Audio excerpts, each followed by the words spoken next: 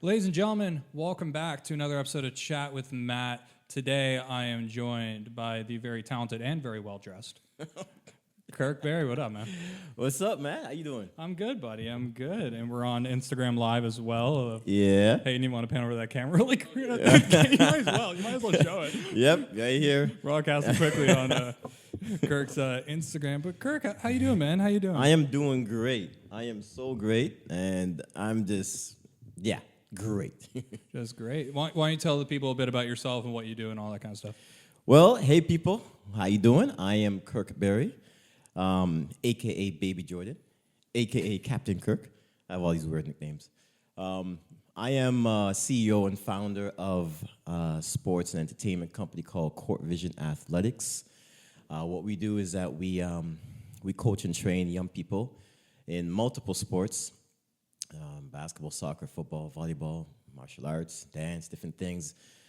We are doing youth mentorship through sports, music, entertainment, and education. And it's our goal to do this worldwide, trying to do this everywhere. And our point is to get as many young people as we can and to mentor them and keep them in positive spaces and mentally and physically. No, and that's really amazing because the youth is the future, and I feel like, especially lately, there's been less of a focus on the youth because there's so much shit going on. But now it's definitely a time to focus on them. What made you want to get into like youth development? Wow. Well, that happened really when I was in public school. Ironically, I was in a school that had a bunch of young kids, and I was like grade 5, grade 6, and they were like younger kids than me, just doing stupid stuff. After school, just messing around. They're walking around kicking garbage bins. They're like spray painting stuff. Being general miscreants? Yeah, completely.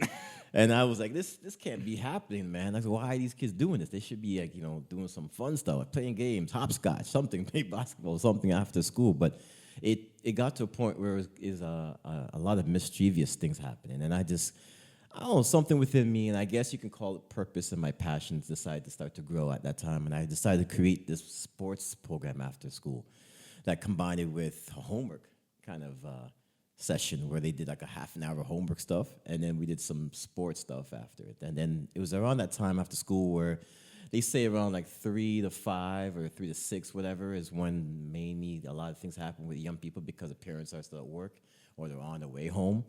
And I just started doing that. And then it turned out to be some after-school special thing. And then other schools in the area said, hey, what's going on over there? So I went over there and showed them how to do it. And then it became this thing around the whole area. I was actually in Scarborough at the time. And then it peeled over into Markham when I went to York Region. And it just kept going.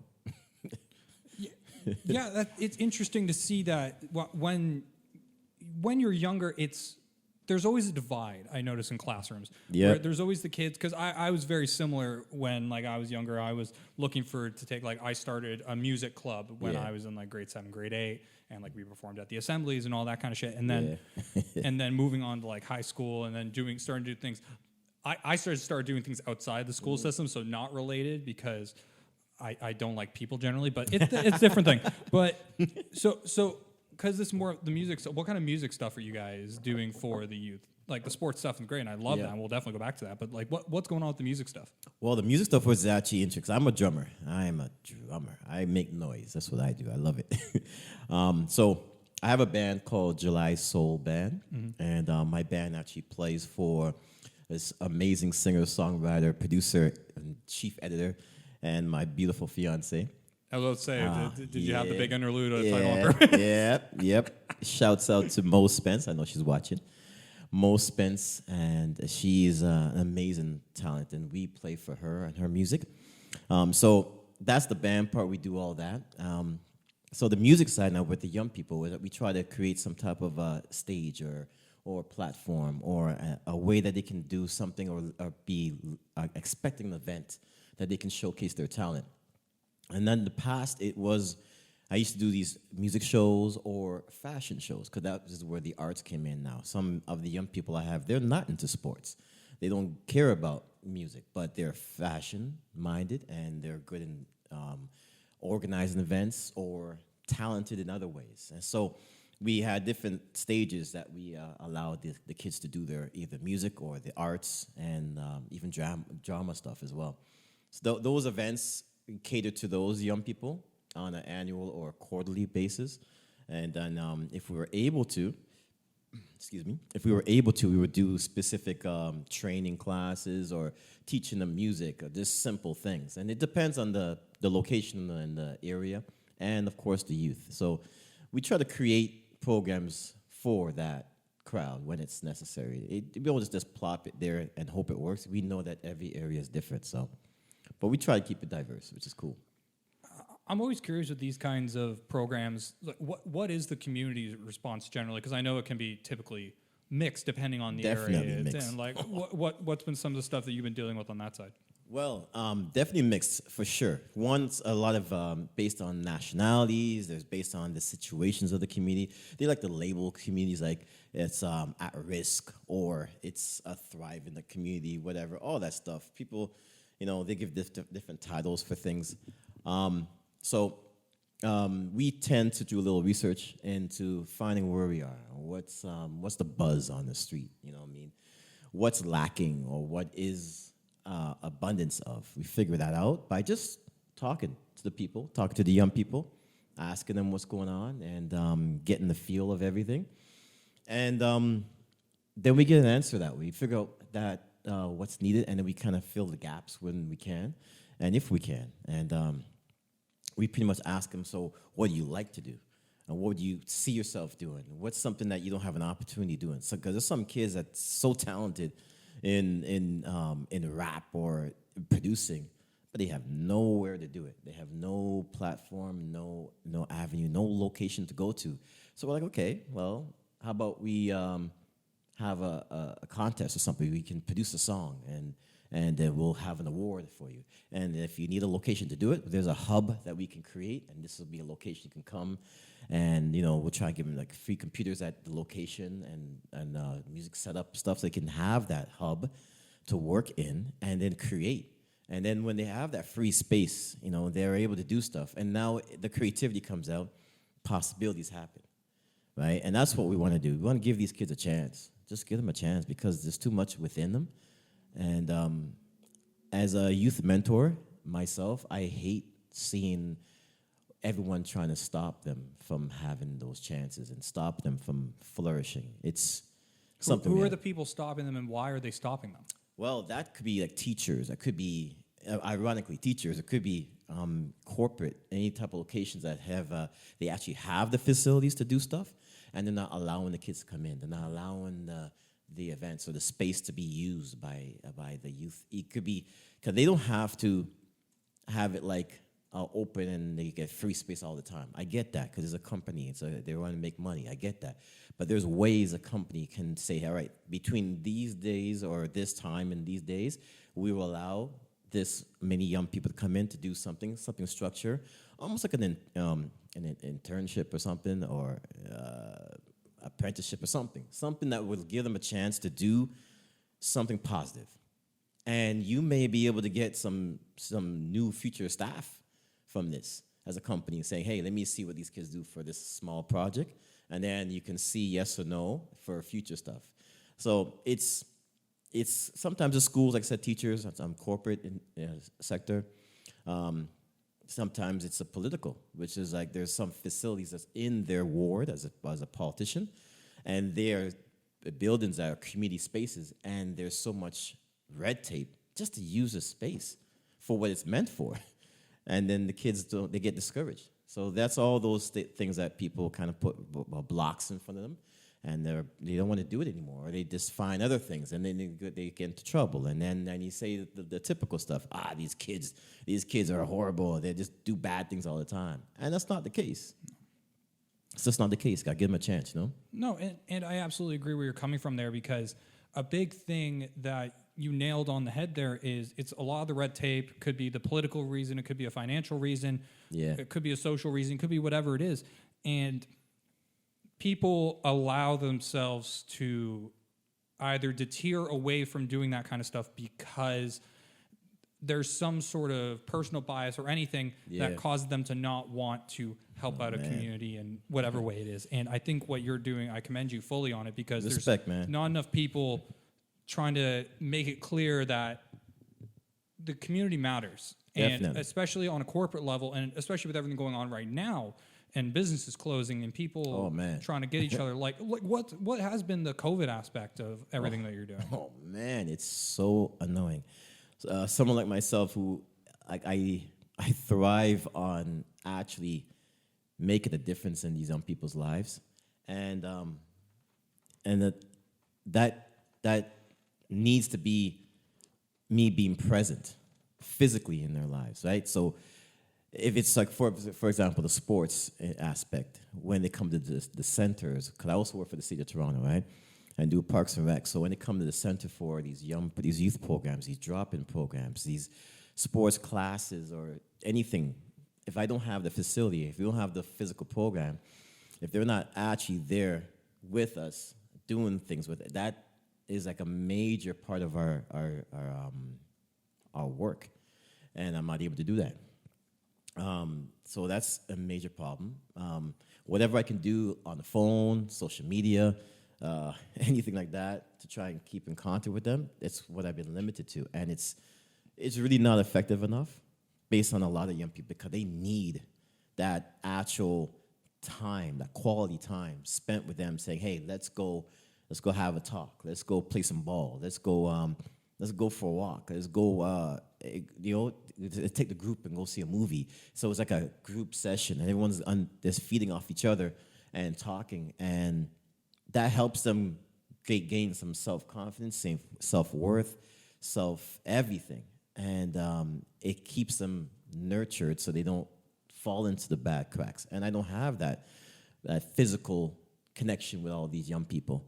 It's a problem. It's a major, major problem, and it's to the point that it helps me. But there's one thing I do understand for me, and I'm very modest at this, because I don't like to take credit, because it's not something I'm doing this for. Is during this whole time, I was being able to keep in touch with a lot of them through social media again, and phone calls and everything, sometimes video calls, Zooms and everything, and hearing what these kids are telling me, and I'm not in the gym, and they're telling me in the gym. If they tell me in the gym what we do for them, it's one thing to hear it that way. But when you're sitting at home and you're on the phone, you're on the couch, and then they're talking to you, say, hey, coach, hey, listen, man, because of you, this is what's happening in my life. Because of you, this is what I didn't do. Because of you, I'm able to do this. And I'm hearing it, and I'm literally like, I can't do anything but sit and listen. And it's gratifying. It's very satisfying as well. But it also hurts me, because you hear the appreciation from most of the young people, and to the point they're crying on the phone with me, and I'm like, oh my God, this is killing me. But it's beautiful to know that there's something being done that's positive for them, and at least I can say there's been some good and some bad from this time. But it allows me to know there's no way I'm going to give up. There's no way I'm going to stop, and I just want to do more. Well, and another thing I have to commend you on, it's the fact that you and I are very similar in the way in which, when an opportunity shows up but then is blocked by a global pandemic, for example, it's you're taking the initiative to find a way to still stay connected with these kids that you're working with. You still find a way to progress what you're doing. You still find a way to move your brand, explode your brand, and we'll get more into all the shit. I thought I was busy, dude. You're way busier than me. What do you mean? You're doing so much stuff too. No. Not compared to you. I'm not mentoring kids, all right? I am not a mentor for kids. Please don't. I'm not teaching kids anything. But like, I've already sworn to so many times in the podcast, I can't mentor kids. But like, no, it's just it's amazing to see guys like you still out there grinding and trying to figure out a way to enhance these kids' lives, even if it's just taking the time to talk to them over. How many kids do you even work with? Oh, wow. You know what's funny? We actually did this proposal a few years back, and we tried to do like an estimation or a guesstimation. And I was like, why is this number so high? So that was like, I can say that was about 5 years ago. I went through the years. and try to go, okay, in this year I had this many camps, I had this many tournaments, I had this many special programs, and blah, blah, blah. Here's the attendance, and this kind of guesstimate right from what year? Let's say 19. Yeah. Did you guys get that? Yeah, something like that. Way back. And at the time when I said I kind of finished the numbers, it was over like almost 8,000 kids. I thought you were going to say 700. No, and that was just over, and that's just some of the programs that I can think of that I can have fixed numbers, if I can remember, and try to use those kind of fixed numbers to kind of guesstimate as I go along. And I was like, are you kidding me? So, and it's gotten more since then, because that time when I made that so-called guesstimation, that was just certain programs. And the other ones, if I add those on top of that, and then what I've done since then, I'm like, this is crazy. This is crazy. Like I did say, I'm trying to get this worldwide. So there's other things we're trying to do to get other countries and other young people different places, and it's starting to spread, and I love that. Spread in a good way, not like a pandemic. No so way. we're gonna take our first music break right now, and then we're gonna come back, and actually we're gonna hear a word from our sponsor Anchor, and then we're gonna come back and talk to Kirk some more. We'll see you guys in a few. Yeah, man. Yeah, Mo Spence. Cypher One Entertainment. Yeah, where my girls at? Where my girls at? Yeah. No matter how hard I try, I can never keep you satisfied. Nobody knows the struggles I've been through because of you. I'm so sick and I'm so tired. All I wanted was you by my side. But all I got were all them lonely nights and all your lies. Don't hate the fact that I felt somebody new. Don't hate the fact he treats me better than you do. There's no way I'll ever go right back to loving you. Don't need to give me a reason to stay. I'm done with you. So don't hate. I wish you all the best, but boy, your time is up. Bye-bye. It's your fate. Be careful what you're asking for. You just might get a taste of your own medicine, and ooh, it's gonna hurt. So don't hate. No, don't hate. What you hating for? Don't hate. Hey girl, did you see him with another new chick acting like he lit? Child, please. She can have his tired ass. I got myself a real man now. No offense or disrespect to you, but you'll never amount to anything he'd do. The way he loves me and takes care of me like a real man should. With you, I was such a fool, but now I know my worth and there's no sign of you. Now filled with happy days, and ooh, he's like a dream come true. Don't hate the fact that I felt somebody new. Don't hate the fact he treats me better than you do. There's no way I'll ever go right back to loving you. Don't need to give me a reason to stay. I'm done with you. So don't hate. I wish you all the best, but boy, your time is up. It's your fate. Be careful what you're asking for. You just might get a taste of your own medicine, and ooh, it's gonna hurt. So don't hate. No, don't hate. What you hating for? Don't hate. No more lonely nights. No more tears I cry. No more lies. No more ties. No more asking why. Everything you do pushes me away from you. I hope you find someone who makes you cry. No more wasting time with you. What?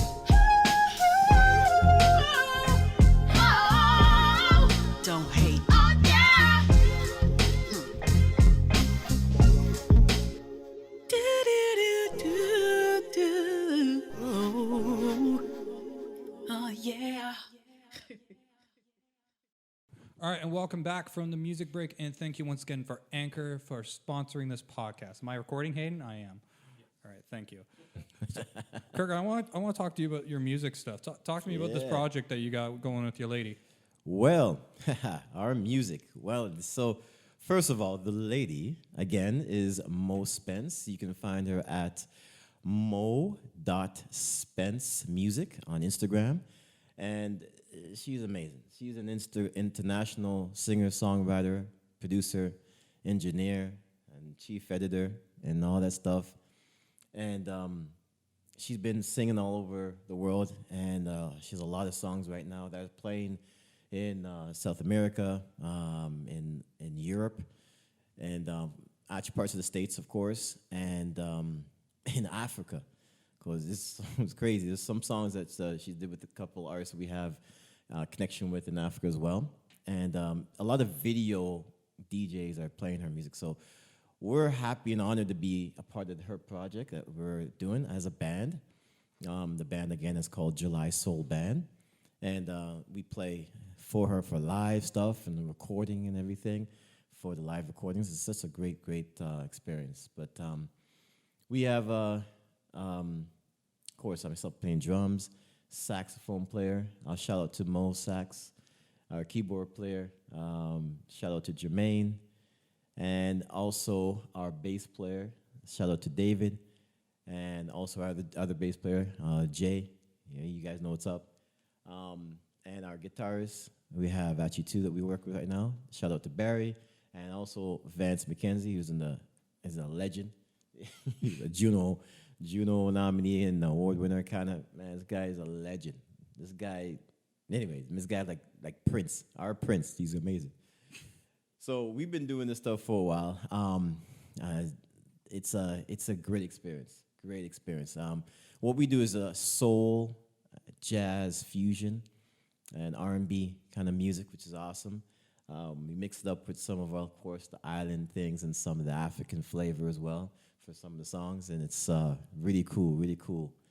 So I hope you guys get to listen on the music and check out, of course, the songs, of course, on YouTube and all platforms, of course, for Mo Spence, and you get to hear this fire of music. It's amazing.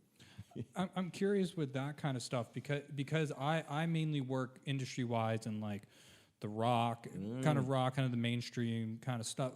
How's marketing that kind of stuff?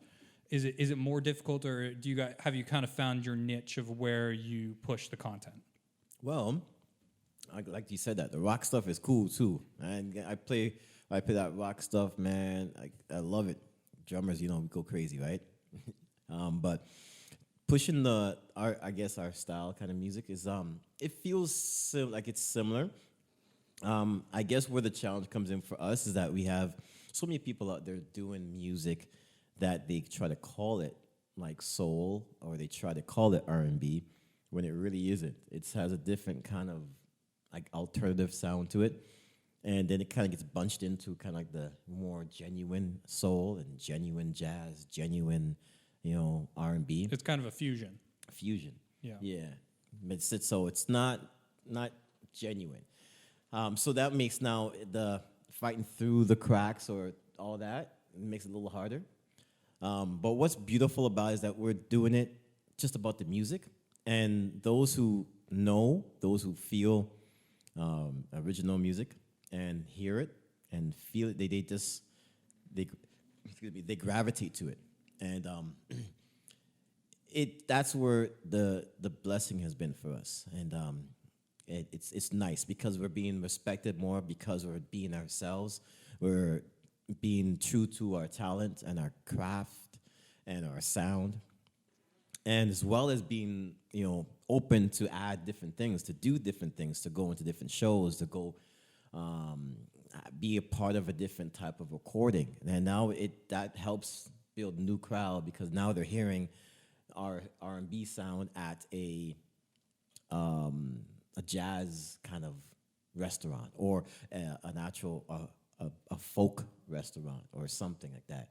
And now they appreciate us, we appreciate them, and it's a nice blend. Again, more fusion again, right? So pushing it, there's some challenges, like I said, but we're doing okay. Wish we could do a lot better, which we're going to when we're doing some new different changes we've been doing lately to get more fans. But it's moving. It's moving. So how many people are in this band? In the band, so it's 5 of us, I believe. Yes, 5 of us. Because we have, sometimes we add and take away, but it's 5 of us. Okay, 5. Yeah. And I'm just trying to think, like, what kind of venues were you guys playing? Like, especially in like Toronto. Like, give me some Toronto venues you guys were hitting, for example. Just I'm trying to get a grasp of where this is going. Yeah. Well, recently, before all this nonsense happened, I call it nonsense. Instead of saying what it is, I call it stupid 19. But we won't get to that unless you want to. But anyhow, we can talk about whatever you want. I don't care. I guess what the name I call it, man, because it's just whatever.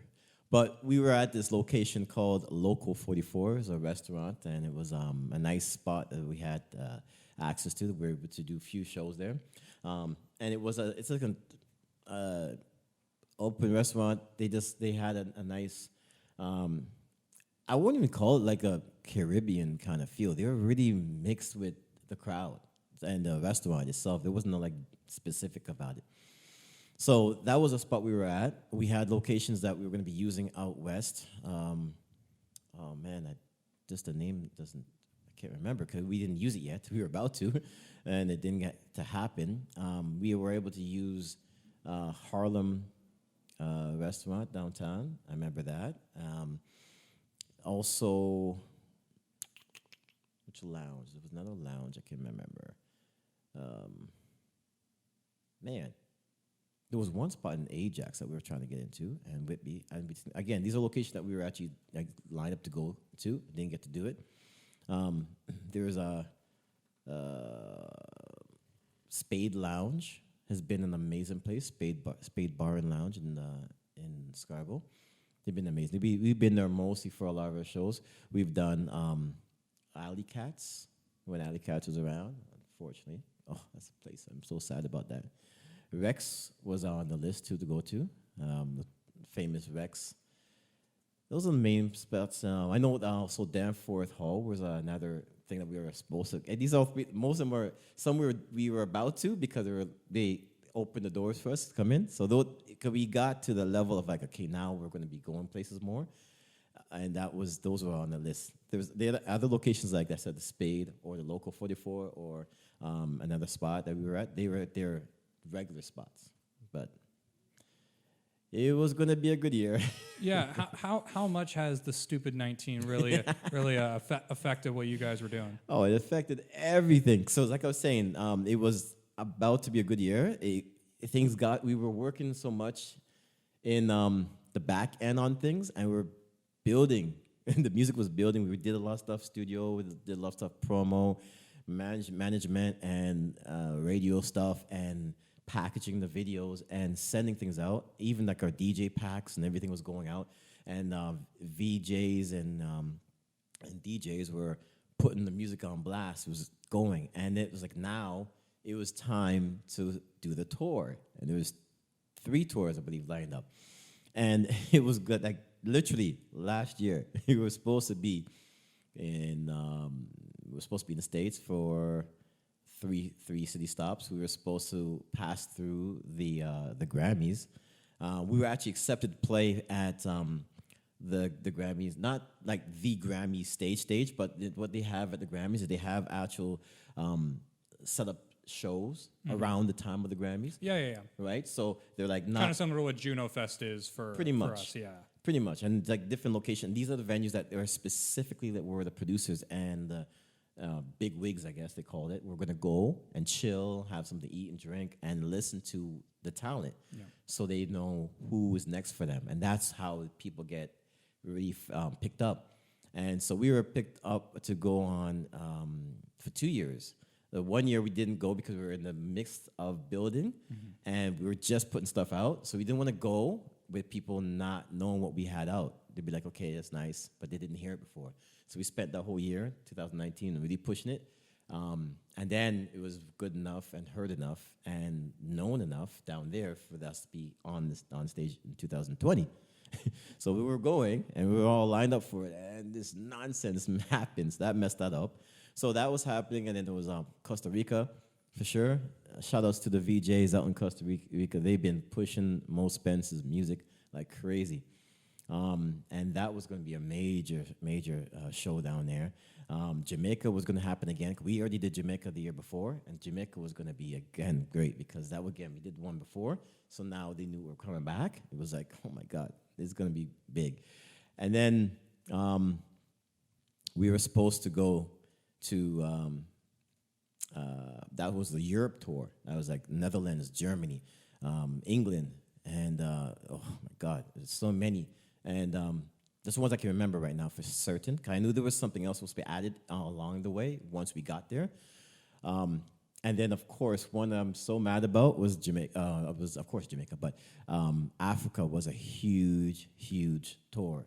That one, that was a personal one that we really wanted to be on because myself and the family, we wanted to kind of like, it was kind of like obviously it was the tour and all about the music, of course, but we were thinking about the other side of it for, family and following our ancestors kind of thing and going back home kind of thing and seeing, hey, let's see where our great ancestors came from kind of thing and get in touch with that side of our family and our history. And while we're there on tour doing music, that was going to be a beautiful, emotional trip. And because we didn't get that, we're disappointed about that. So, you guys are going to do worldwide kind of thing. At what point do you think that could actually come back and be realistic? If you had to guess, throw a dart in the dark, if you will, and just try to if you had to guess, like when you could possibly go, because obviously right now, with the way the music scene's working, I don't know about international touring. Like I feel like we're going to be seeing a lot of Canadian bands doing Canadian tours. Yeah. And maybe even possibly Europe, UK, depending on the situation over there. Yeah. But like, when do you think that the situation for you guys is going to line up that you can get back out and do what you guys are going to do? It's hard to say. What we've been feeling is there was something that was kind of lined up as a possibility to happen, but there was based on the setup of the show, it was a lot we had to do, like in paying for stuff before we go, which is not the usual for us. So, outside of the normal things we have to pay for. So, I don't know if that had to do with stipulations and all this restrictions nonsense, but that was one thing we saw. But timeline,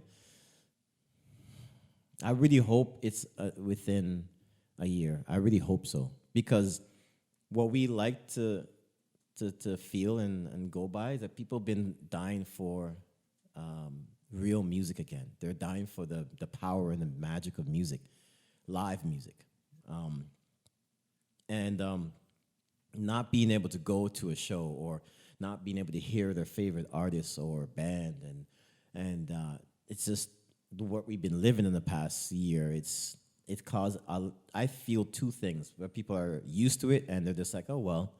And then the others, which is the majority, I feel, is just like, I can't wait. I can't wait to get back out. So that's one for the musicians and bands, as well as for the crowd and the music lovers. So I feel within a year, I hope, because it's across the world, different feelings is happening. And we've been trying to keep in touch with a lot of different zones that we were actually supposed to go. And we hear the buzz, and it feels like it's like they rather be there and hear it than watch it on the Zoom or YouTube.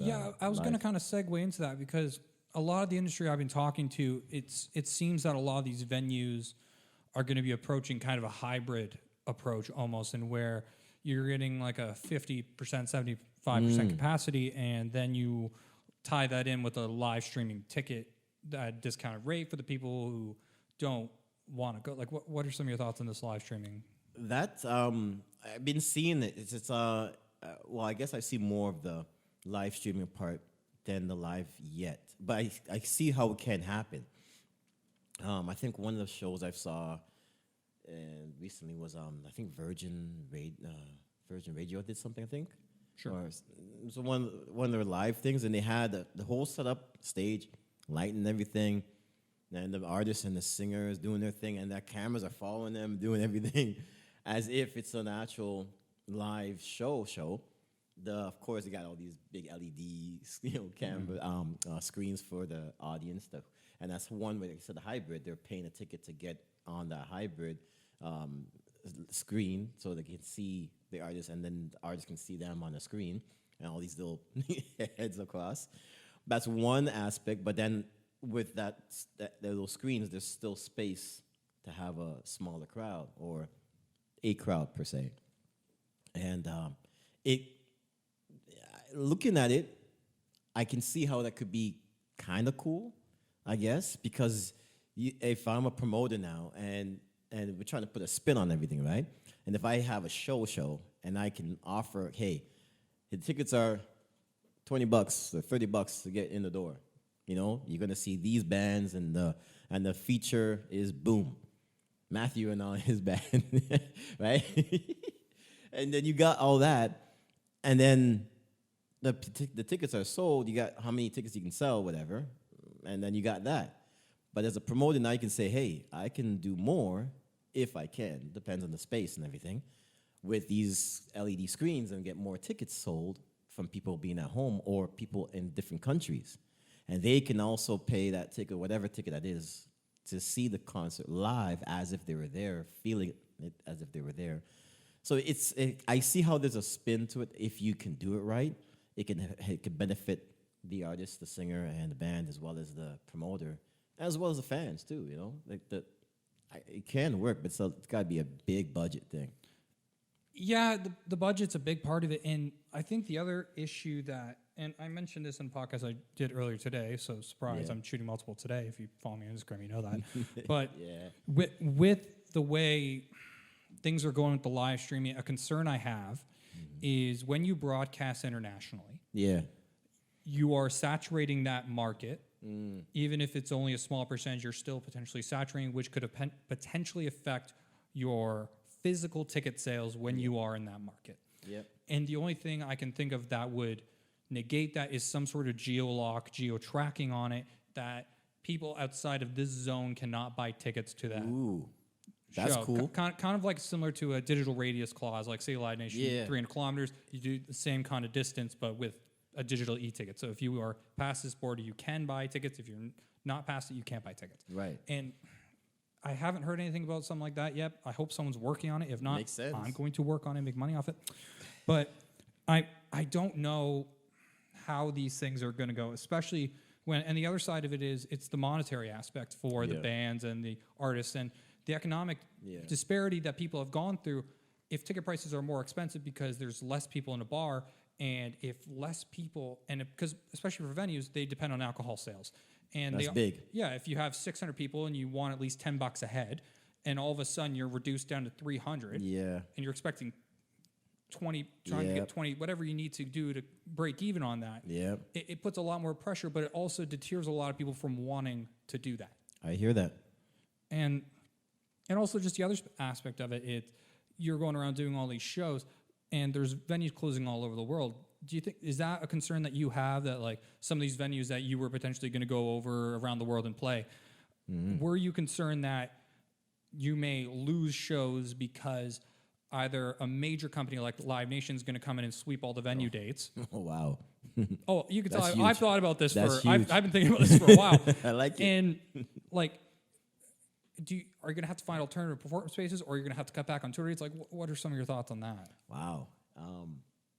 That's really cool. That's a good way to spin it. Good way to think about it. Because, right, Live Nation can just do it all, and anyone else underneath that can't compete. It's interesting because if the revenue or all that can't be generated for what's needed, that now puts a big spin on everything, because now it tells you now who can I have on stage, and then how many can I have on stage at what budget, right?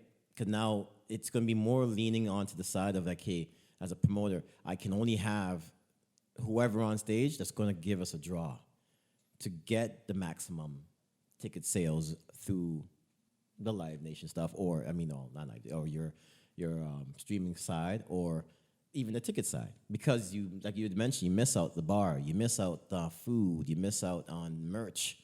There's so much other stuff that people buy at a concert that helps the budget and helps the revenue. Like crazy. Those things are like probably some of those things are the only reason why they do shows, because they make the money off the merch, the beer, the booze, and all that stuff. And even vendors. Sometimes they have vendors at concerts that they pay each for the show, and sponsors. All that, man, it's crazy. That's interesting. The shows are gonna be very unique. It has to be, and like it's gonna be limiting to what the promoters have on stage and what the artist has has the chance to even play on, because of those reasons. So yes, I would say it will be a problem. It will damper the number of shows, the quality of shows. It will do that. At the same time, it also may add to the outcome of a singer and band. Now we know if we're on these 10 shows, we already know that these things have been thought through and planned, and there's a ABC plan for it. So that helps us to be more relaxed to say, okay, well, I should have our budget that we need because they have already gone through this far. Or we hope they've gone that far. You know what I mean? Especially with how it is going to have to be. And you have to plan and double plan, backup plan, triple, all that stuff, and have the budget put aside before you go through it, I feel, even more. Because there's a lot of shows I see, and promoters, they just, all right, I have enough for the stage, I have enough for the location, I have enough for whatever, maybe these 2 bands, I have that. But they don't have enough for everybody. And they rely on the ticket sales, they rely on the merch and booze and everything like that in order to fill up the rest of their expense budget. And then at the end of the show, they say, okay, here you go. Thanks a lot, guys. You know what I mean? But with the way things have to go now, you have to have all that beforehand to know it's all set. Whatever is put aside, everyone's taken care of. Now, anything that comes in after that, it's got to be gravy. It's got to be extra. It's got to be, we made our break even. Everyone's covered. Now, our budget, our capital, whatever revenue that we made for our own company, now we're making it. You know what I mean? Based on whoever's on stage and so on and so on. Everything has to come into play. So there's good and bad. But I feel it might be better, or we hope it would be better, because I'm also a promoter on my shows as well as of course a musician on stage. So I see both sides, and I feel confident about it, because now you just have to be mindful of your expense budget. There's no point in going to a band or singer and saying, hey, I want you on my show, yeah. And then have these amazing talent on stage. And unless there's a charity or something like that, it's a contract that's planned that way beforehand, you can't just do a show now and just expect your 5-10 bands to be on stage and you say, thanks a lot for coming out. Woohoo, yeah. And walk away. It's not going to work, right? So budget has to be taken care of right off the bat. I feel, like I said, it's going to be good and bad. On the artist side, I feel like it's going to be one of 2 things. If an artist comes out and demands the same amount of money that they were demanding in that market beforehand, and the only way that they're able to justify it is raising a ticket price, the issue I just see is a local economy hasn't bounced back. People haven't gotten their jobs back. People haven't created that extra revenue to get themselves to actually pay to go to a show. But the tickets are now 100% markup, a 200% markup, 300%, whatever it is to justify the cost of the person. Yeah, man. That it's going to essentially limit an audience to the people that have the income to do it and a general populace that may not.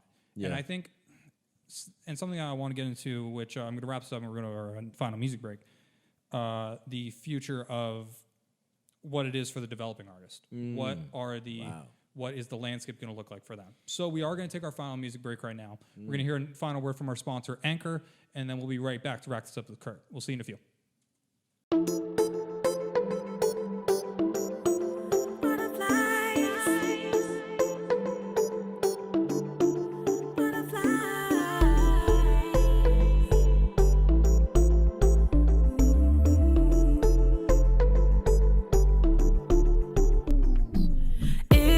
The way you make me feel, boy, show me how your love's for real.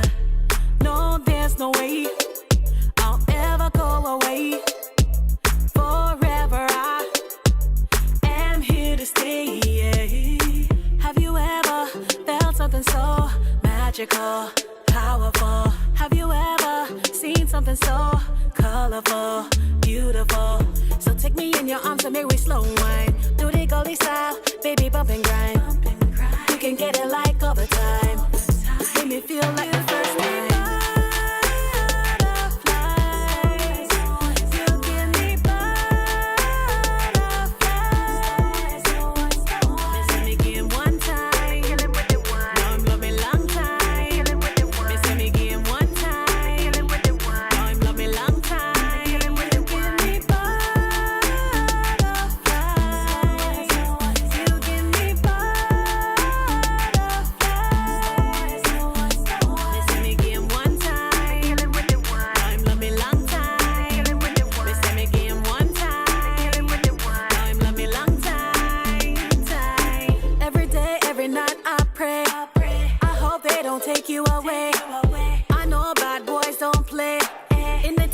I saw them I stay. And if you're gone till November, I'll hold it down forever. And if you don't know by now that we belong together, have you ever felt something so magical, powerful? Have you ever seen something so colorful, beautiful? So take me in your arms and make we slow wine. Do the gully style, baby, bump and grind. You can get it like all the time. Make me feel like the first time. You give me butterflies. Miss me again one time. Now I'm love me long time. Miss me again one time. Now I'm love me long time.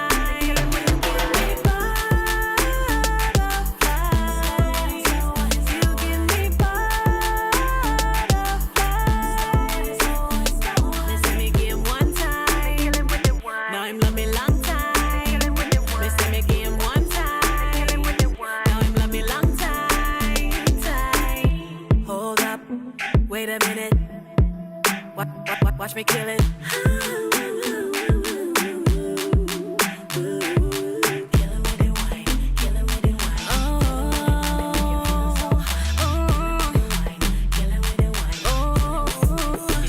Boy, make me show ya what a bad girl I do for ya. Hold you down like a soldier, put me leg on your shoulder.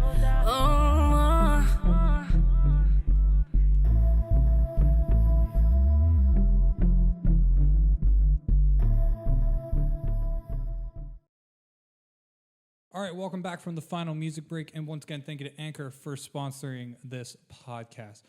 Kirk, to wrap things up, I kind of want to touch on while we were finishing up there. All over right. a couple things. The future, and it kind of ties back in, working with the youth and all that kind of stuff. Yeah. The developing artists and the lack of performance spaces and finding ways to grind their teeth, get on the road and promote. Like, what are some of your thoughts on, like, what the landscape's going to look like for the developing artists? Well, for the developing ones, what I actually like is that those who know what they're doing is going to thrive. Because what was cool from an artist point of view, we've been struggling for years, of course, trying to get noticed, get on top, and compete with the Joneses or whatever people want to call them, like those who way up there, the stars and blah, blah, blah. And when this whole pandemic nonsense happened, everyone became on the same playing field, same level. It's like no one's doing shows, no one's touring, no one's doing anything, and doing big productions of anything wasn't happening. So it was like, okay, now what? And it was like people who were able to adapt, learn new things, create different avenues for content, and find different ways to get their craft out there. And those are the ones that are starting to rise to the crop now, I'm feeling. I see now it's like everyone can say, all right, I got a second chance, if you want to call it that, to get my stuff together, get myself right, and also find out, hey, am I even supposed to be doing this? You know what I mean? And then once they figure it out, now that next step tells the artist and the performer and the band and the producer, all this stuff, it tells them now that this is where I'm going. And that next step is more assertive and intentional. So that now means you're more professional, you're more concerned about the business, your brand, you're more concerned about your talent and your worth. That's another big one, because now you're not just going to put out crap anymore. You're going to actually start and say, oh, you know what? I need to make better music. I need to be more in tune with my audience, more in tune with my craft, and so on and so on. And then now when you put out that next project now, it's gotta make more sense. It's gotta look like it makes more sense. It's gotta have more value, more skill within it, because everyone has been able to take a moment to skill up. So if you're taking that next step to put something out there now, and to come, you gotta be good, I feel. And I hope that's something everyone gets, because what's going to happen if you didn't skill up during this time that you had a chance to so-called do it, and now if you're taking that step forward and you didn't skill up, now you're going to look like, it's going to really look like this more. The separation is going to really come out, because when everyone had a chance to step back and kind of look at what they're doing and now get better, and then when they all start to get better and they put stuff out and they see somebody else do the same thing and they step forward and they're not better, it's not like you're going to look down on them. It's just that you're going to understand and know that you have gotten better, and that you know that you don't belong in that kind of category with them. You know that it's a weird way to say it, but you got to know, hey, I need to be in this class of talent, as opposed to this class. You just got to know the difference, right? I think with the way everything's going and like less venues and less, it's really going to refine the industry in terms of the quality that's going to be pushed out and the effort that people are going to put into the content. And something that I've talked about on other podcasts, and I'll say again, if you're not evolving, you will fall behind. That's a great line. Something that the industry has always had an issue with is it's usually behind by X amount of years, whether it relates to technology or any other sort of facet. But with the way things are now, we've been given a time to pause. We've been given a time to step back and reflect on what we are doing and what we can produce. And if you're not taking the time and you're just waiting for things to go back to the way you are, and you're like, okay, cool, I'm going to post on Facebook, I'm on at 8, see you there, and go back to that normal shit, it's not going to work. Nope. People are going to be like, well, what are you doing? Because this is the time to develop content online. This is the time to develop your brand, your business, and what you can do. Expand your market internationally as well. If you're not doing that, you will fall behind. And that's just, it's cut and dry, and that's the reality. But then on the positive side of that, there's a lot of people working on some good shit. Yeah. And I'm very excited to see what comes out. I am because too. It's I feel like once the floodgates open, and something I've been playing around with is this concept called a live renaissance, in which people are dying to go out to shows. There's going to be a big boom for shows, big boom for tickets. Yes. I can't wait. And a lot of people are going to want to go out to shows. We're going to see quality of band, because we're also going to have a floodgate of bands wanting to get into these venues. Yes. And I'm talking about the ones not being held over monopoly by Live Nation. Hint. I call them out all the time. It's fine. But we're going to see the quality of shows go up as well. And hopefully that live boom can help restart the live economy and get people back on the road. We hope so. And it better. And that's the thing. Last thing I want to talk to you about is the Orange Mic. Yeah. Talk to me about that. What's that going on? Oh, well, first off, Orange Mic is something that we have been doing. Remember I was talking about having different stages, different platforms for young people and artists to do certain things? Yeah. That would be it. It started off decades ago. Did I say decades? Yeah. Half past eventually, yeah. Happened a long time ago, but it was called something different. I had it different names. I actually, because it was started off as a social event, kind of raise money for our sports company, our sports events and the camps for the kids and everything.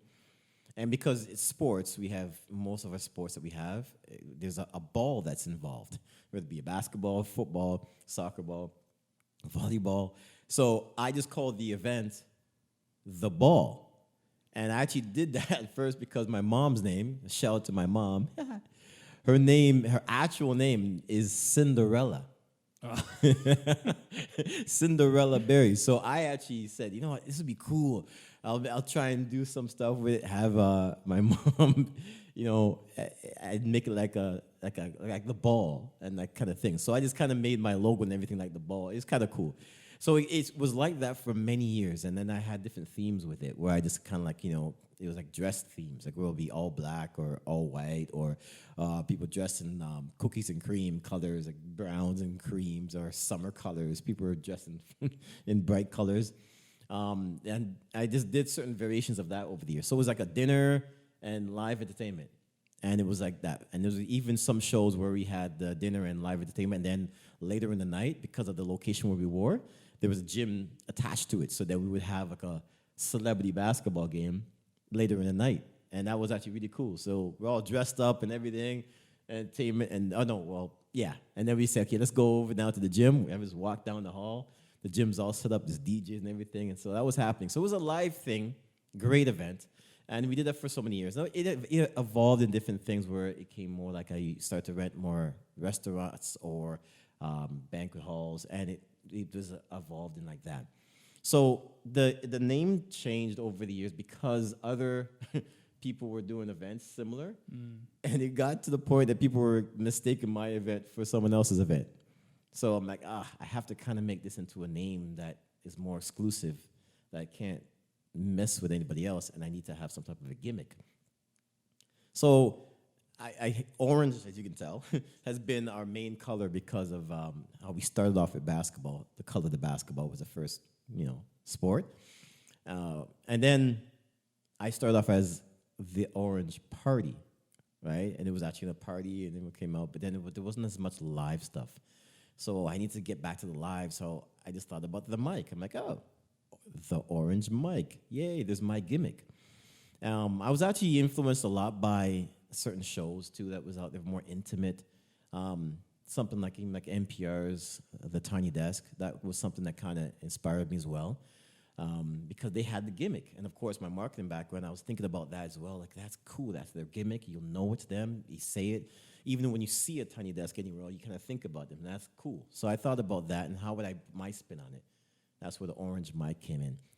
And what the orange mic is, it's a live, intimate, and acoustic, mostly, kind of show where the artist can perform on a laid-back environment. And they just now get to perform live, and they just do their songs kind of stripped down a little bit. Not the live stage going, we're not, it's stripped down. And sometimes there's a nice, intimate conversation, like what we're having right now, and it's with the artist. Or sometimes they just perform and they just do their thing, and then we put that up on our channel that we have. So we have a YouTube channel that we're using right now called The Orange Mic channel on YouTube. And it's just started off with that aspect. Again, going back to how we had to evolve. I did start it in 2017, but I had to pull the plug a little bit because we had to do some recreating stuff. And came back again last year just say, you know what? It's time to do it. Just do it and let's make it work. And we started off last year, and I'm feeling really good about it. It's picking up momentum now, and we have two sides of the show. One is just a conversation piece where we just have conversations on the Orange Mic about anything. And then the other side is like where we now focus on the artists. And it's called the Orange Mic Live. And we just have them perform live. And again, it's a conversation if need be. So it's really cool. They have some new stuff coming up. I'm so honored to have a bunch of young people that we've had in the past week working on that content right now. It'll be out there shortly. So it's cool. So what does the future look like for you with everything going on with supporting the youth, the Orange Mic, your music stuff? Like you said, you do more than me. But what is the landscape looking like for Kirk Berry down the line? Oh man, the landscape for the show and for the sports and everything. We just trying to understand our capability, and not holding back on anything. So looking for a future, looking for expanding outside of the country, across the world in different places. Many of the places we were talking about for the tours that we were thinking about, that we were supposed to be on, we're looking at those kind of locations. Like I said, Africa is a main target for us to do a lot of things. A lot of it is based on reaching out to where the young people are that we feel that can benefit from a lot of what we do and what we see they're doing, whether it be the sports, the arts, the education, or whether it be having them on the shows to showcase their music. It's going to be a lot that we're going to be doing, and I can't wait to expand. So it's we're going to be doing things more worldwide. That's the goal. The goal is to get some of all these things we have and package them in different countries and expose this to the youth and have them take the next step and be on these shows and be on these sports arenas, be sports programs, so we can mentor them in sports and through the music and have them on the show, and it'd be great. I can't wait for it to happen. Kirk, this was great, man. Where can people find you and what you do? Man, well, you can find us, first of all, our Instagram page for the main company, of course, is called Court Vision Athletics. That's an Instagram, Court Vision Athletics, one word, of course. And that's where we have all of our sports stuff. You'll see all the things we've done in the past. We coach boys, girls at all ages. And I do mean all ages. I've tried to go as young as, I know it's as young as 3 we start from, but there's another initial program we have that we start as young as 1. 1 year old. We're from ages 1 to 3, where people are having the kids with the parents and it help them with their physical literacy and add that bonding with the parents as well. So that's, of course, through the Instagram for the sports program, Court Vision Athletics. Of course, with the Orange Mic Instagram, it's the Orange Mic, again, on Instagram, the Orange Mic. And it's M-I-C, not M-I-K-E. Some people I don't know why people got mixed up. It's like, they said, what's Mick or Mike? Anyway, so we get that all the time. Of course, on the YouTube channel, the Orange Mic YouTube channel is where we have the conversations on the Orange Mic and Orange Mic Live for the live music. Of course, our website, courtvisionathletics.com. There's so many more, but I'm just going to leave it at those ones because that's the main ones. All right. All of Kirk's links are going to be down in the description below if you're watching us on YouTube. Thank you guys for watching. I will see you guys next week. Take it easy. Peace. It's a pleasure.